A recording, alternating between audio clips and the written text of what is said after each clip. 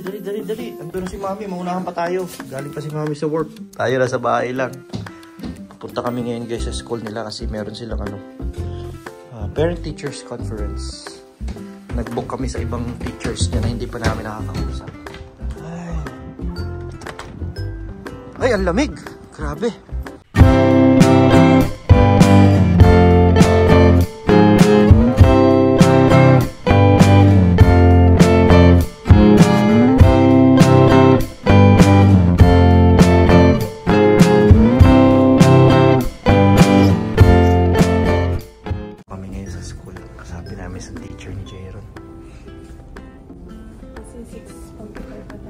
Ano? Wala pa?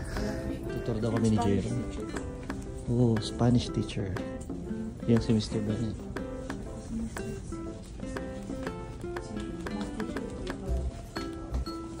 Diyan doon ka. Nasa second floor kami ngayon eh. Oh, washroom.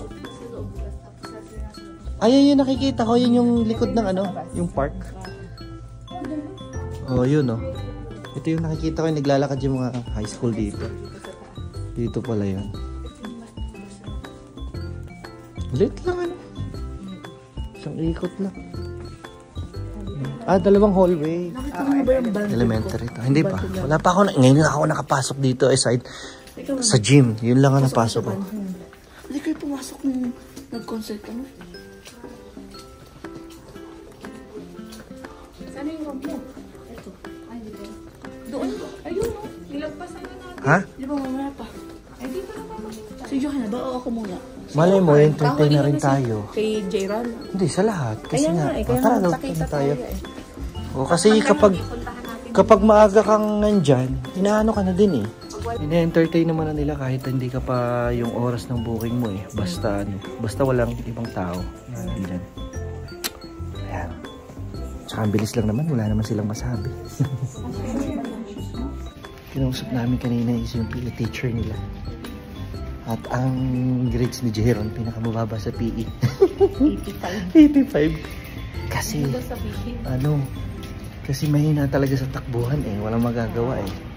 Physical talaga siya. As in, pero lahat ng grades diba? niya may 100, pero nakakatawa 96, yung ibang subjects niya. Lalo natutuwa ako sa mga science, math. Yung mga major ba? Mga major. Gusto ko talaga. Ito, band teacher. Pupuntahan namin. Yeah, like he's doing really well. So and he's making really good progress. I feel like what we're doing is like easy, probably too easy for you sometimes. But things will get more challenging next week. I'm gonna get ready. Some new music and it'll be good. I'm excited for the music she said you were talking about. Yeah, we'll do lots of cool pieces and get ready. Like already work towards our year-end concert. We'll work on stuff. That we'll be working on for harder stuff that we'll work on for a few months at a time. We're gonna be there for sure to watch it. And then he told us that he's deciding to change next year for saxophone. He wants to try all. That's why. Yeah. So you can always do two at the same time too.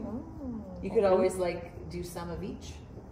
Actually, flute and saxophone have the most similar fingers, so that would be an easy like even for you right now, if you rented a saxophone just on your own from a music store, you would pick it up quickly at home. So you can do that anytime you want, right? There's free stuff on YouTube. There's even like free lesson. I had a student once, he played tuba and he was like teaching himself the saxophone off YouTube videos. But I mean, I would never want to say no to you like learning more, right? So maybe you could always do both.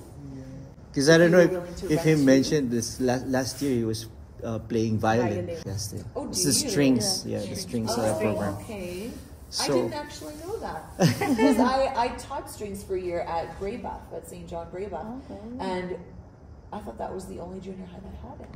It's new program in St. Augusta. Last year was only for grade 5 and 6s, and now this year they moved it to grade 7 to 9. Is it just violin or all the strings? Yeah, just everything. Oh, cool. Cello, double bass, violin. I wish that during my time there's also like music programs like this, and because we love music. Like we even actually are active in singing in the St. George. We're active choir members.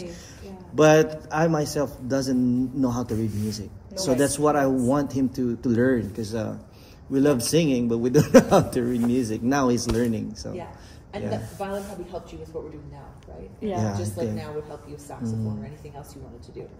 Yeah, it's always easier to learn like a second and a third. It really is. Because a lot of it is patterns and the reading part is half of it. You already know that. Yeah, he's doing great. Thank you so much. Yeah, really great. Well, thank you so much. Yeah, I would like to hear that from you. Yeah, I have nothing but great things to say. So keep up the good work. Yeah, you'll do well. You'll do well. Yeah. Moving forward and grade 8 and everything. For Mav, it's nothing concerning. He's pretty good with it. His journal, he's doing lots of writing. So that was the thing we were trying to focus on last time. Was his writing is so neat and his spelling is so good, but I just wanted him to write more. So he's starting to write more, which is nice. And you're reading at home, Mav? He loves the books that he's bringing every time. So I asked him after he's done with that. Yeah. Don't forget to bring so that he can change. And he's telling us that the R on the right part of the book, does it really mean that it's like a higher level? Yeah, that's what he's telling. So the books are leveled. They're right here actually. So yes, for grade 2 it is. So you start at A, and they go to R. So yeah, he's already there. Yeah, that's what he's telling him. He keeps on saying, "Oh, mommy, this is why I have this because it's the highest level that we have for And the how book." do you find he's doing reading it? He loves everything. He's telling me the story. And comprehending Where I'm asking him questions. What happened to the story? Like books. Yeah, he loves those. Okay, good. So yeah, he is at the end. So I don't know. I'm gonna have to. Oh, actually, this is the next step. Speaker books. Chapter books. Oh, there's gonna have. So that'll be the next step. Yeah, that'd be That will probably exciting. happen soon. Did Mav tell you that I'm pregnant? Oh no, you haven't given us. Congratulations. Why you didn't spill the beans? Congratulations. Congratulations. Thank you. I will be here hopefully till the end of May. So most of the year. So I'll still be doing the next progress reports, the last progress reports. I'll be here for that. As long as everything goes smoothly, of course. But my plan is to be here end of May. So he'll just have a new teacher. One more just month. for Few months. the room. Natapos na. Ilang teacher yung kinausap natin? 3? 2 kay Jeron, mga hindi namin na-meet last time, tsaka isa kay Johan yung advisor niya. And so far, okay na okay naman. Wala kami masabi. Natutuwa kami kasi gaganda naman ng feedback ng mga teacher nila. Nakaka-proud. Nakakatuwa lang.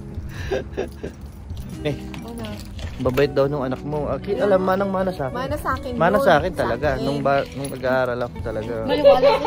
Ikaw yung hindi nakikita.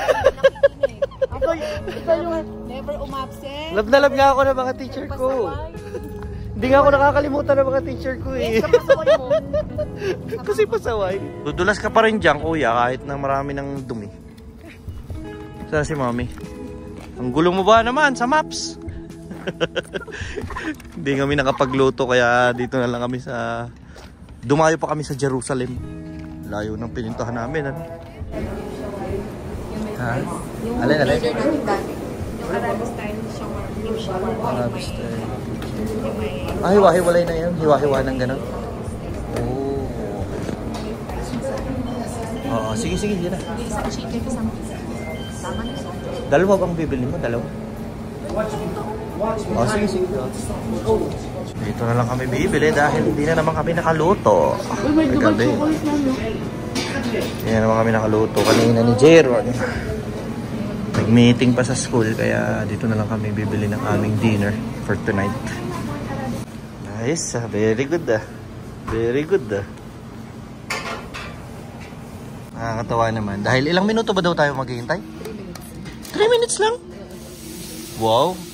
Parang naghahabol sila sa review guys. Tingnan nyo naman. Sa paghihintay namin, binigyan pa nila kami ng libreng drinks. 2.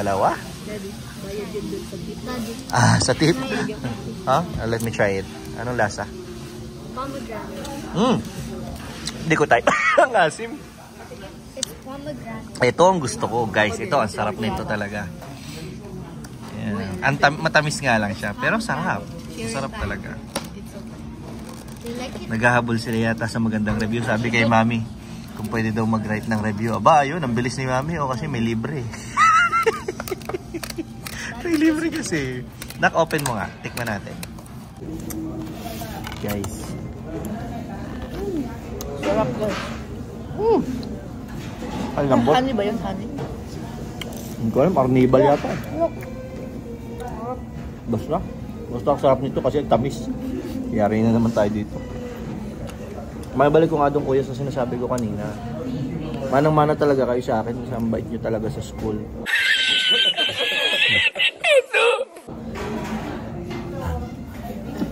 May comment sa akin.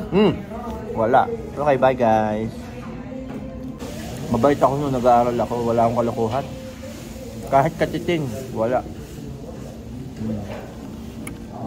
Do you want the Tanong mo pa sa mga tropa or do ko. you want the long one? Picture kaya, picture.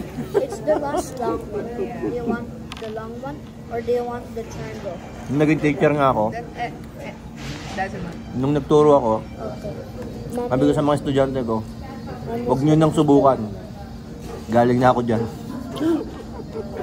Alam ko na yung style nyong lahat na yan.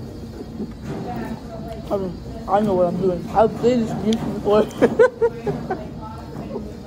Huwag nyo nang subukan.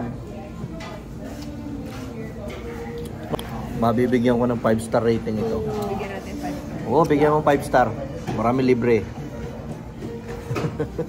This is sweet. Kung ganyan ba ng ganyan mabibigyan ko lang yung 5 star. Yung maghihintay ka ng 5 minuto tapos bibigyan ka ng, ng mga drinks at pagkain. Goods yan. Review. Ganyan talaga yan. Kung gusto mo magandang review, dapat ganyan ang 5 ginagawa. star. I'll give 5 stars. Pero in fairness, masarap naman talaga dito. Excited na ako!